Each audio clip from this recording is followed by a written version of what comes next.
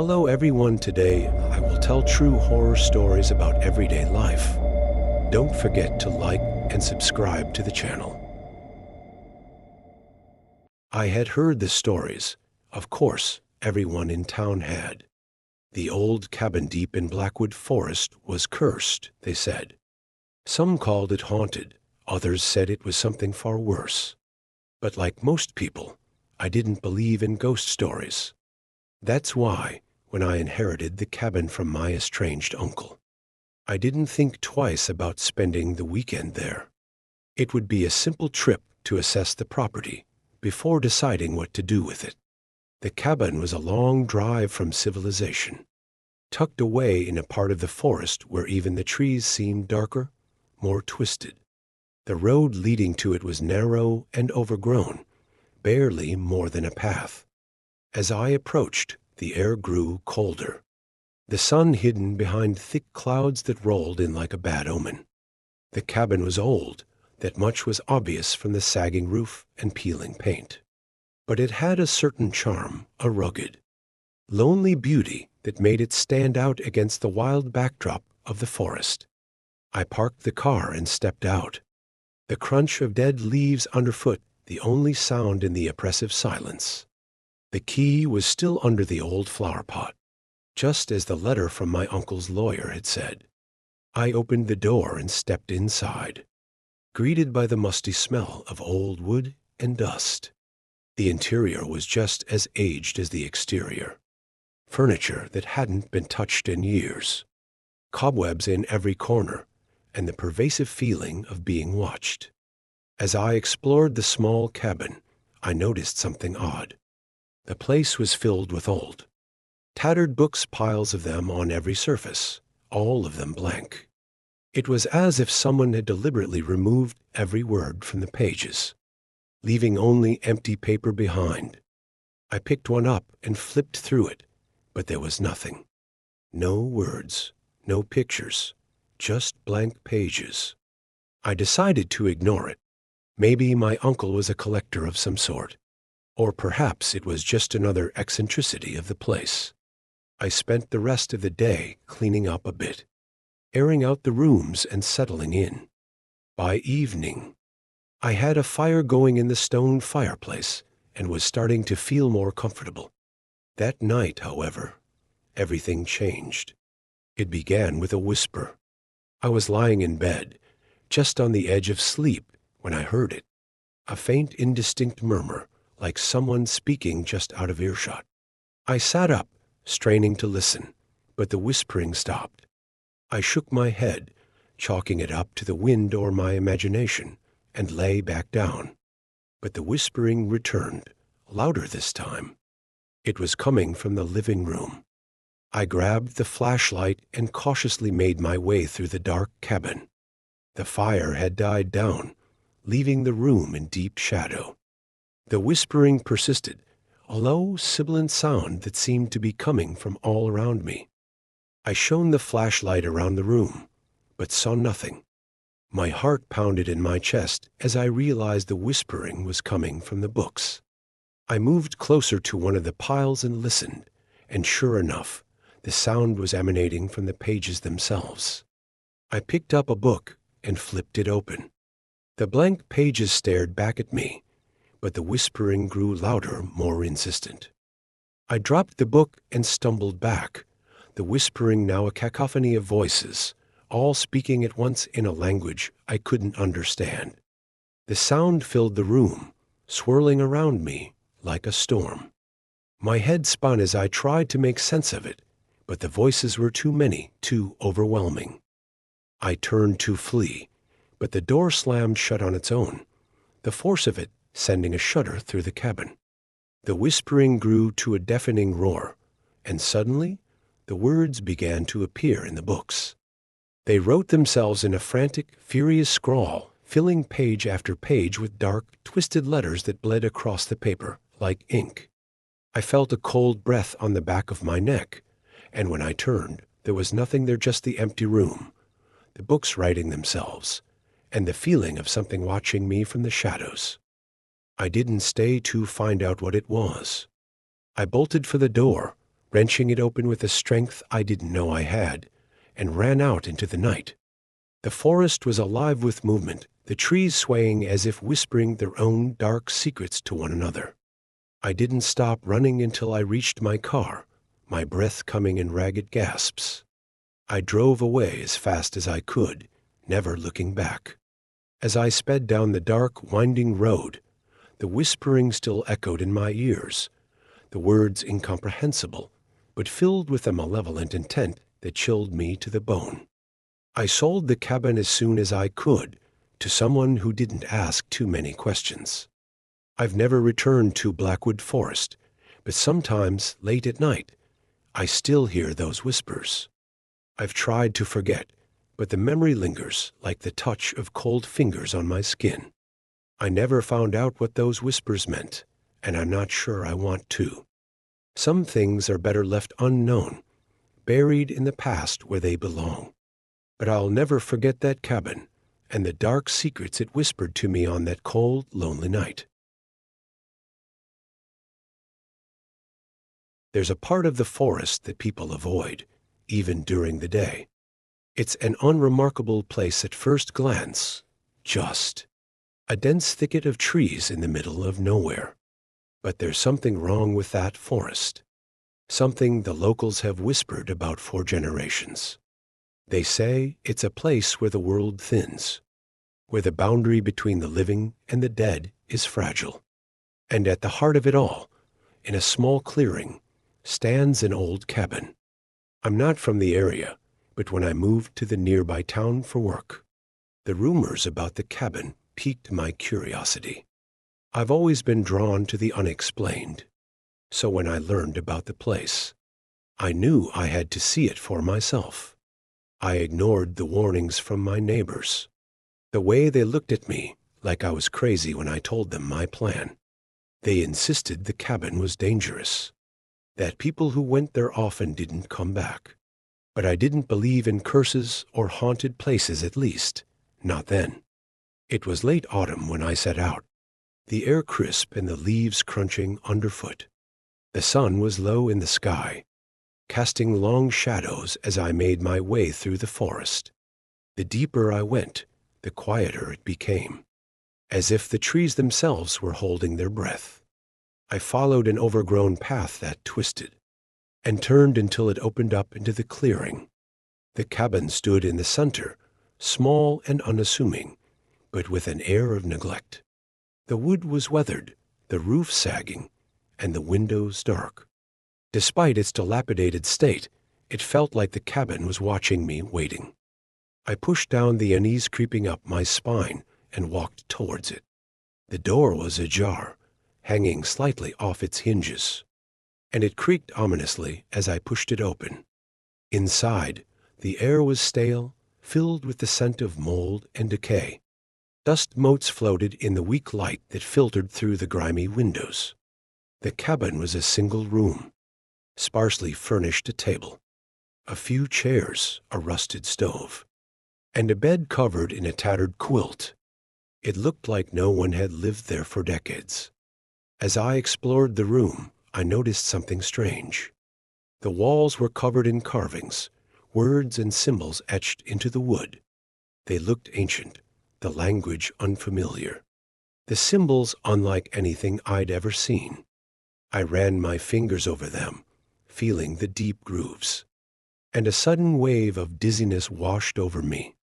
I stumbled back, my vision swimming, and for a moment, it felt like the walls were closing in. When I blinked, everything seemed normal again, but the cabin felt different, heavier, as if the air was pressing down on me. I decided it was time to leave. As I turned to go, I heard a sound that stopped me in my tracks, a faint rhythmic thudding coming from beneath the floorboards. My heart began to race as I scanned the room, trying to pinpoint the source of the noise.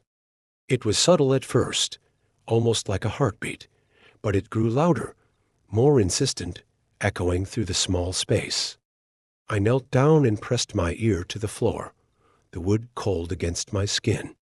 The thudding was closer now, almost directly beneath me, and as I listened, I realized it wasn't just a random noise. It was deliberate, methodical, like someone was knocking. A chill ran through me, but I couldn't pull away. I felt compelled to stay, to listen. The knocking continued, and then, suddenly, it stopped. The silence that followed was suffocating. I held my breath, waiting for anything to happen. That's when I heard it. A voice, soft and distant, calling my name. I froze, my blood turning to ice. It was impossible no one knew I was here. But the voice was unmistakable, whispering my name over and over, beckoning me. I scrambled to my feet, my hands shaking as I backed away from the center of the room. The voice grew louder, more insistent, echoing off the walls. I bolted for the door, but as I reached it, the floorboards began to creak and groan.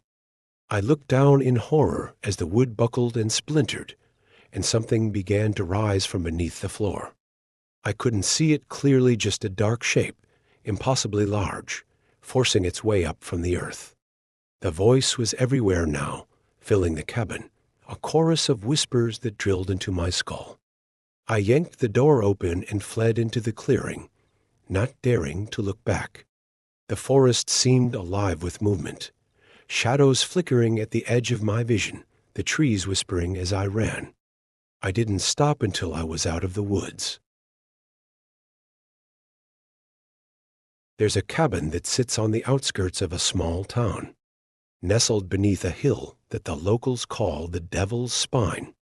The cabin is old, forgotten by time, its windows boarded up, and its door hanging by a single rusted hinge. The townsfolk avoid it, crossing to the other side of the road whenever they pass by. They say the place is cursed, that anyone who steps inside never comes out the same. I'd heard the stories growing up, tales of people who went missing, strange lights at night, and the eerie sounds that echoed from the hill. But I was a skeptic, someone who believed in logic and reason. So when the opportunity came to explore the cabin for an article, I was writing about local legends. I didn't hesitate.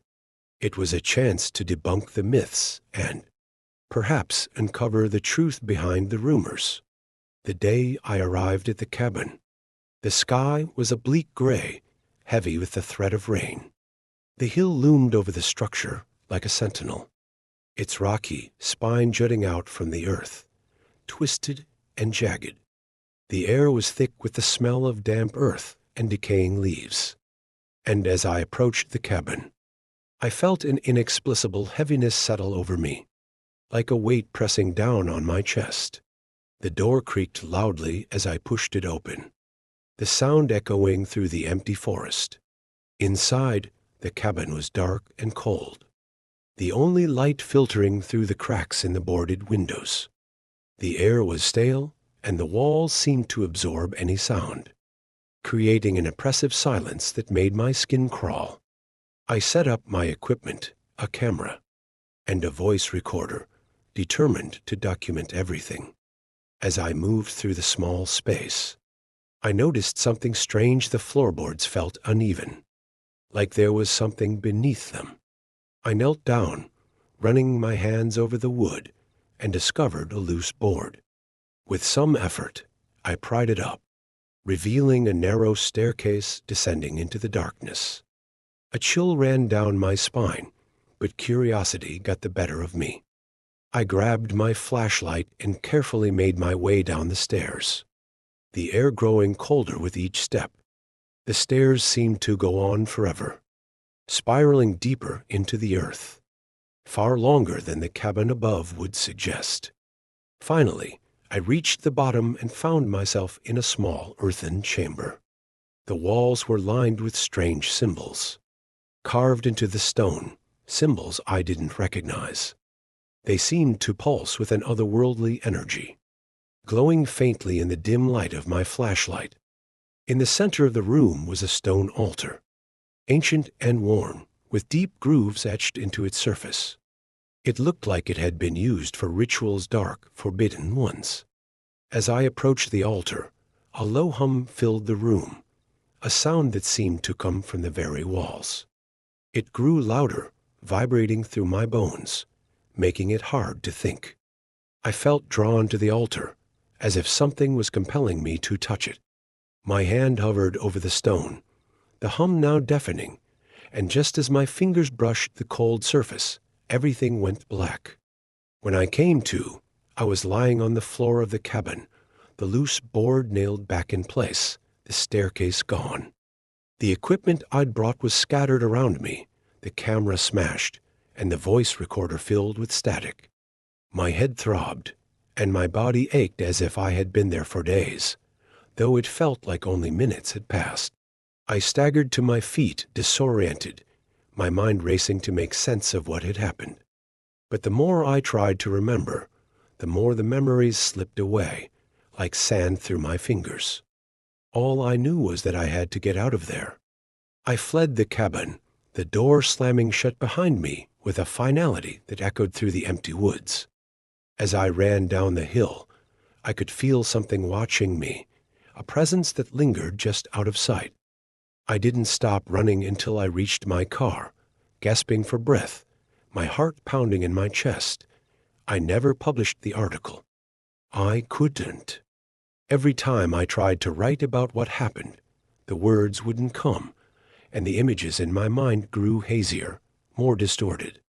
The footage from my camera was corrupted, and the voice recorder played only that same static hum, which sent a shiver down my spine every time I heard it. I've tried to move on, to forget about the cabin beneath the hill, but it haunts me still. In the dead of night, I sometimes hear that hum, faint but unmistakable, as if the cabin is calling me back. And in those moments, I can almost remember what I saw beneath the floorboards, the thing that has been buried in the depths of my mind since that day, but I don't want to remember. Because whatever it was, I know. I'd always been drawn to the eerie beauty of the Appalachian Mountains. So when I heard about an old cabin deep in a secluded area known as Deadman's Hollow, I couldn't resist the urge to rent it for a weekend. The name alone was enough to send shivers down my spine. But I dismissed it as just another ghost story locals told to keep tourists away. The cabin was a relic from the past, built in the late 1800s, standing alone amidst a thick, towering forest. It took hours to reach it, following a dirt path that seemed like it hadn't seen travelers in years. As I drove, the trees grew denser, and the sunlight struggled to penetrate the canopy, casting long, twisted shadows on the ground. When I finally arrived, I noticed how the air was still, unnaturally so. The only sound was the occasional rustle of leaves as the wind whispered through the trees. The cabin was smaller than I expected, with weathered wooden walls and a sagging roof that gave it a haunting, almost skeletal appearance. I stepped out of my car, and as soon as my feet touched the ground, an overwhelming sense of dread washed over me. The front door creaked loudly as I pushed it open. Inside, the air was thick with the smell of damp wood and decay. Dust covered every surface, and cobwebs clung to the corners. I set my bags down and took a moment to explore. The cabin consisted of a small living room with a stone fireplace, a kitchen with rusted appliances, and a single bedroom at the back. There was an unsettling stillness in the air, as if the walls were holding their breath, waiting. As night fell, the cabin seemed to come alive. The wind picked up, howling through the trees and making the wooden walls groan. The shadows in the corners of the room seemed to shift and move, playing tricks on my mind. I tried to brush it off, attributing it to the cabin's age and my overactive imagination. Around midnight, just as I was about to drift off to sleep, I heard a faint knock on the door. 3 slow, deliberate knocks. My heart pounded in my chest as I sat up, staring at the door from my bed. Who could possibly be out here at this hour? The nearest town was miles away, and I hadn't seen another soul since I arrived. I waited, holding my breath, but the knocks didn't come again. After a few minutes, I convinced myself it was just the wind or some animal outside. I lay back down, trying to calm myself, but sleep wouldn't come. Then the knocking returned. This time, it was louder, more insistent. 3 knocks, followed by silence. I grabbed the flashlight from my bedside table and crept towards the door, my hand trembling as I reached for the doorknob. I opened it slowly, my heart racing. But there was no one there, just the dark forest stretching out before me. I slammed the door shut, my mind racing. Something wasn't right. I could feel it, an oppressive presence that seemed to press in on me from all sides. I backed away from the door, my eyes darting around the room, expecting something or someone to jump out at me. That's when I noticed the cold. The temperature in the room had dropped drastically, and my breath came out in visible puffs. The fire in the fireplace had died down, leaving the room in near darkness. I moved to stoke it, but the moment I turned my back to the room, I heard the floorboards creak behind me. I spun around, shining the flashlight into the darkness, but again, there was nothing there.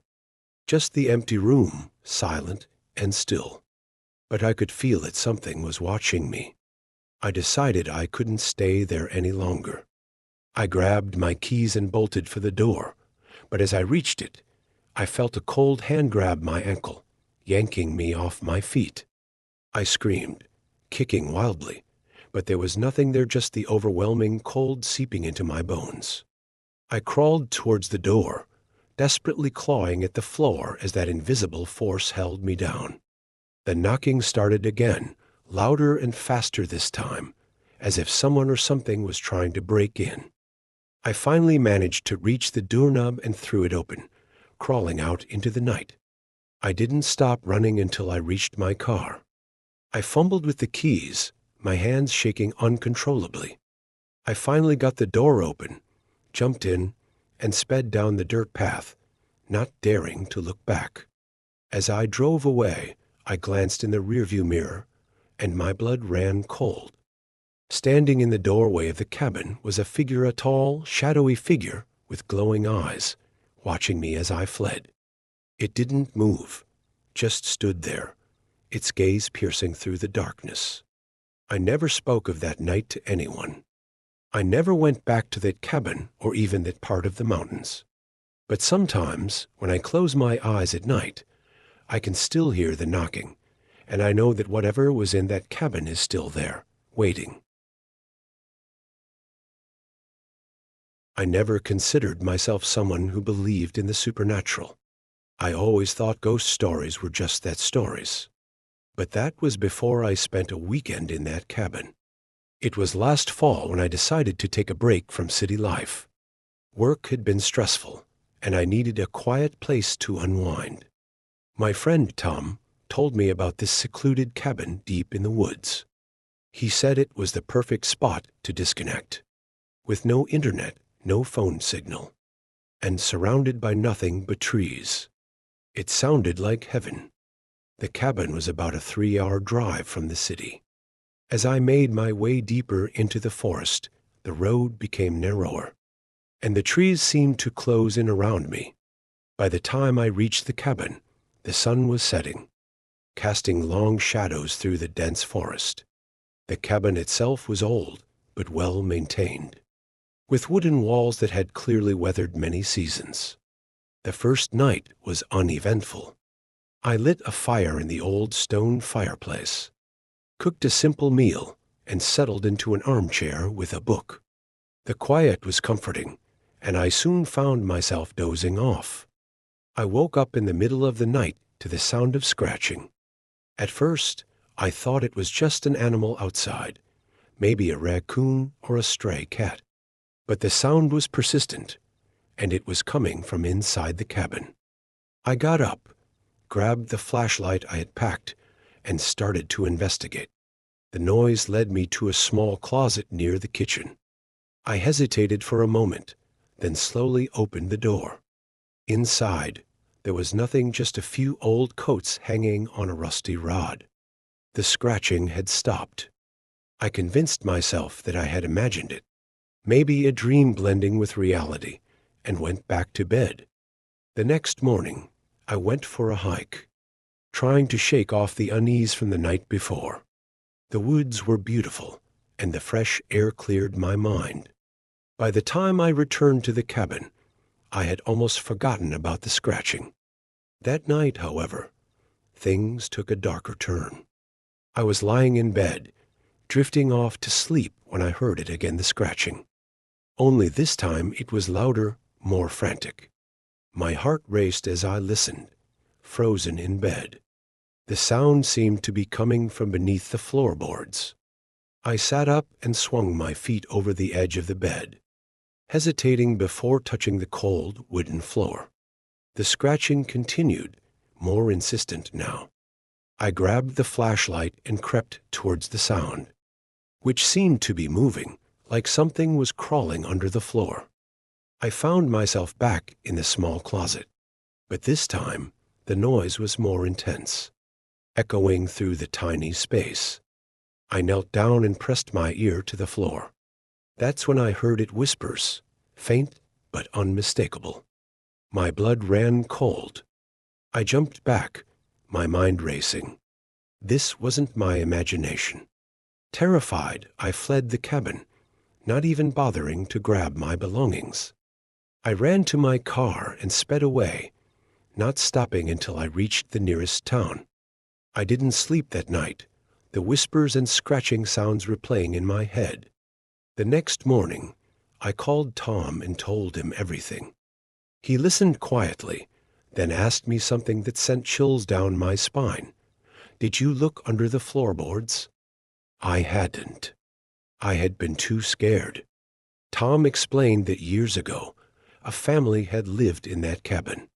The story goes that one night, their young daughter went missing. They searched everywhere but never found her. Some say she got lost in the woods. Others believe something more sinister happened. But after that night, no one wanted to stay in the cabin. It's been empty for years. I haven't been back since. Sometimes I wonder what I would have found if I had looked under the floorboards. But then I remember the whispers, and I'm glad I didn't.